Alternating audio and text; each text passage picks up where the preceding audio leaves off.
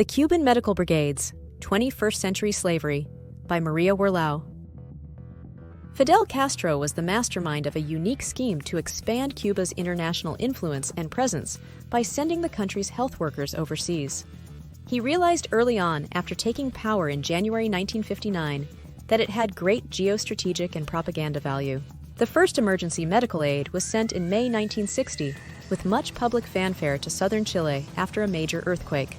Castro sent to Chile an airplane with 15,000 pounds of food and clothing donated by the Cuban population after a nationwide solidarity campaign, as well as vaccines, antibiotics, plasma, and serums, all valued at around $100,000. Medical doctors with high-ranking positions in the Cuban military and a professor of surgery were part of the delegation that included other officials and health technicians.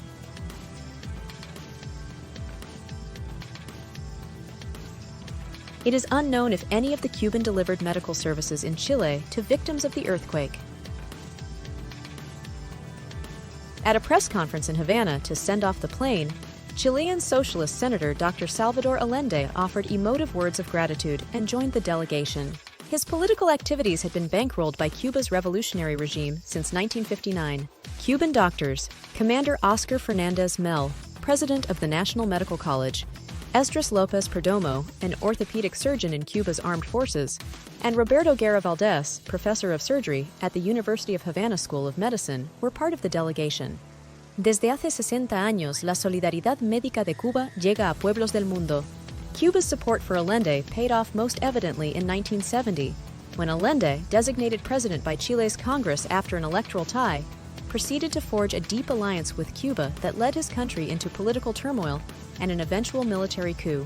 Documents retrieved by Vasily Mitrokhin from the former KGB archives. In May 1963, Cuba sent 56 health specialists with military personnel to train the army of the newly independent Algeria. Castro had already provided both military and civilian assistance to the rebels of the Algerian National Liberation Front. In the war against France and after its victory, the two new revolutionary regimes styled themselves as agents of a new post-imperial order, free of the tyranny of Western colonialism and capitalism. The medical team to Algeria marks what Cuba officially considers the official beginning of its international medical collaboration.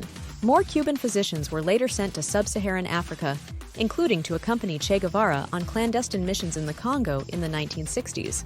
In the 1980s, they accompanied Cuban troops in the Angola and Ethiopia wars, as well as the Sandinistas in Nicaragua. At least Algeria and Angola paid Cuba early on, although this information was tightly held. Gradually, and with help from the likes of the Pan American Health Organization, the medical export program evolved into serve non-military environments after natural disasters, and eventually, to any interested party willing to pay. Real.